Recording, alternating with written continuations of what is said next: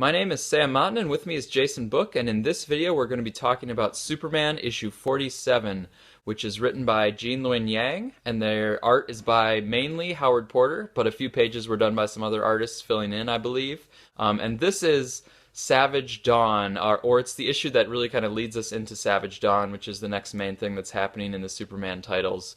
But this one's sort of wrapping up the Hoarder Root issues that we've been having for a while, and it's moving this Superman title back towards the others, where, as you can tell from the title Savage Dawn, we have Vandal Savage kind of coming to the forefront as the new main villain for the next arc.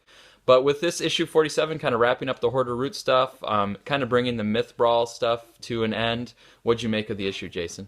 It was kind of more of the same. I guess after the last development in the last issue with Jimmy Olsen, I expected it to be a little more crazy, but obviously it seems like he's okay. They're moving into some more stuff with Hoarder Root here, and we see who his identity is. And I gotta say, I was kind of like, nah, about that. Like, as lame as the character was, it was like its own thing. And now that it's kind of riding with Vandal Savage as well, I don't know if they really needed to do that. But there's a few glimpses of getting back to the Superman that we want. And really, as we've said before, this kind of feels like it's kind of an offshoot of, this storyline that's kind of gone on a little too long, if you ask me. Yeah, so maybe the best thing here is that it is maybe starting to get back on the rails a little bit. Yeah. It's not back yet, but at least it's pointed in the direction where we can kind of see where it's going to be heading. They're bringing a little bit more of Superman's attention towards getting his powers back, and he's being like a Yeah. little bit more deliberate about getting his powers back. So I think that means in a few issues, or probably issue 50, he'll be like fully back to his powers, or relatively fully back to his powers. Yeah, I can see that. I will say, like, this one, to me, redeemed a little bit of the past few issues. So I agree with you, Hoarder Root. He ends up kind of being a little bit underwhelming at the end of the day, and it really kind of just transfers over to Vandal Savage. So rather than Hoarder Root really kind of, like, bringing things home to a great, conclusion as a villain himself, the buck gets passed along to Vandal. Yeah. But there were some writing touches that I liked. I liked the first page with Superman and Jimmy, so that picks up right back from the last issue. And I liked that writing where Gene Luen Yang says, like, oh, he doesn't have a heartbeat, but that's actually because I don't have my super hearing, and so actually it's kind of me as Superman. I can't tell that he has a heartbeat or not. I liked that writing about his concern for his friend, and then bringing in the lack of the powers and making it so this kind of touching character moment. And I like, too, bringing Solar Flare back around. So we had the Solar Flare, Super Flare that kind of started this whole loss of powers off. And then we had Hoarder Root with his Cormers, like sapping some more of Superman's powers. Right. And I like the writing for how Superman kind of dealt with his sand clone, because I thought it was good that the sand clone is sort of disposed with and doesn't need to hang around for very long. Yeah. But I thought the way that they wrote him out was good, and actually Superman using the solar flare against the Sam Superman. I liked that plot beat. Yeah, to turn him to glass was kind of the cool touch, I guess. And I like, too, how he was trying to see if, like, hey, if I get the sand clone to use the solar flare, maybe I will soak up that power. Yeah, And then he's like, kind of seen what will he's stick, disappointed right? when it doesn't work out. Yeah. So I thought that was pretty nice, and it brings back the solar flare, and it also showed us that Superman is constantly thinking about how he can get his powers back,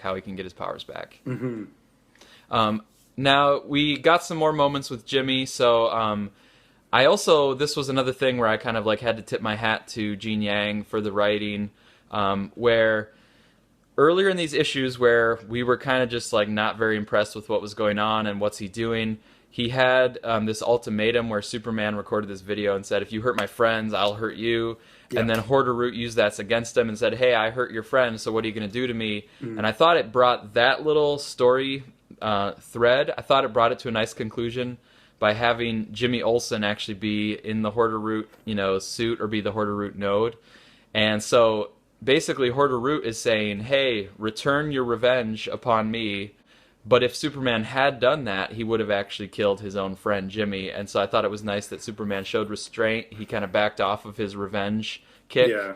And that's what ended up kind of saving Jimmy. And then he has that night. There's a really nice image of him with Jimmy at the end. Yeah, I mean, I thought it was a nice touch too, but like, I still feel like there's too much going on in this storyline to kind of give things the emotional punch that maybe it could have if it was a little more streamlined. You know what I mean? Yeah, Yeah, and yeah. with the whole myth brawling thing as well, it's kind of a little side note to a lot of this stuff. It just, the tone kind of feels off in some of those scenes, I think. Eh? Yeah, I think you're still definitely right. I think, I was trying to analyze my own feelings about Myth Brawl, Yeah, and here it kind of tried to bring it to a conclusion with the Myth Brawl stuff, and so the final battle is at the Myth Brawl house, and they use some of the Myth Brawl powers to like contain Hoarder Root. So they clearly like tried to use the Myth Brawl stuff to tie it in. I still didn't feel like it quite worked no, overall. yeah, And I think what was kind of happening was, to me, we got Hoarder Root and we got like the Hoarder complex as this setting back at the beginning. And I feel like it was just, it sort of threw us a curveball, and I still think that's true because we got yeah, Hoarder Root and we got all the setting that goes with Hoarder Root only for a couple issues, and then he abandoned it and went to this new setting of Oakland and San Francisco and the Myth Brawler. yeah, So I feel like it really jerked us from one place to another.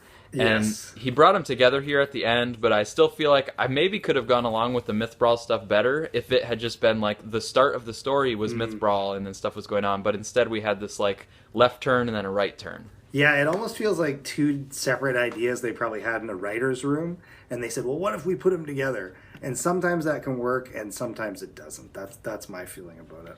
Yeah, and here at least I can see how Gene Yang was trying to tie them together, because before I didn't even see how they went together at all. Yes, yeah. Now I can see that he was trying to bring them together, but I agree with you that it didn't quite work. It didn't quite click. Yeah, like they could have made, if they decided to really, which they did, kind of drag on the Superman with no powers thing, they could have had a whole storyline where he was just, you know, Superman, or maybe people didn't know who he was, and he was like trying to figure out how to, get his powers back, and he was learning to fight because he had no powers. Like could have been its own thing, right? Right, and that's kind Yeah. of what I was thinking too. Was like if they had just kind of started the story by going into the Myth Brawl stuff and have these Yeah. other gods and stuff, then maybe that would have worked. But Totally.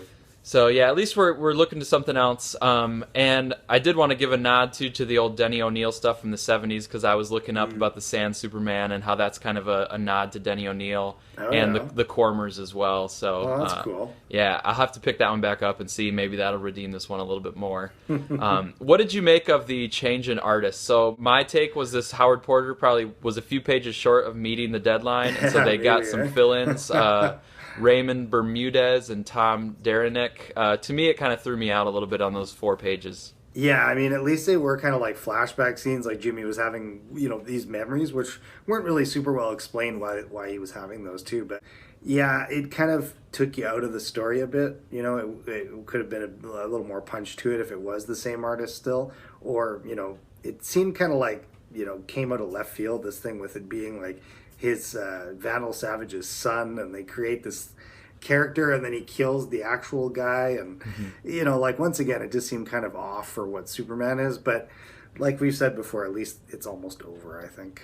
Yeah. Or Yeah, maybe if that, like, backstory or explanation of Hoarder Root had sort of happened in the story instead of as, like, an epilogue after the story. yeah, exactly, But eh? yeah. Yeah. Anyway, all right. Well, we'll see with Vandal Savage what's going on. So he's been threaded in through all the Superman books. So like in Action, he had this deal with Wrath, and in Wonder Woman, Vandal had this other son or adopted son named Bend, and then in Oh. Batman Superman, Vandal Savage actually was the main villain. So Vandal has been threaded in all the Superman books, and now that leads us to Savage Dawn. So in the Superman title, we'll have to see where that goes next. Yeah, I mean, like, we definitely think that something big is coming for 50, and hopefully they don't just drag this right out till issue 50. I'd like to see 50 kind of have Superman back to something really solid and well done again. And I think there's room to go with Vandal in the New 52 because I think he hasn't really had his landmark story yet in the New 52. Oh, So this totally. could be it. Yeah, and the fact that they're bringing him in as the main character villain in that Legends of Tomorrow TV show, obviously DC wants to capitalize on that, right? Yep, I think Yeah. you're right. So All right. all right, cool. Well, we got 48, 49, then leading up to 50, so that should be fun. Okay, looking forward to it.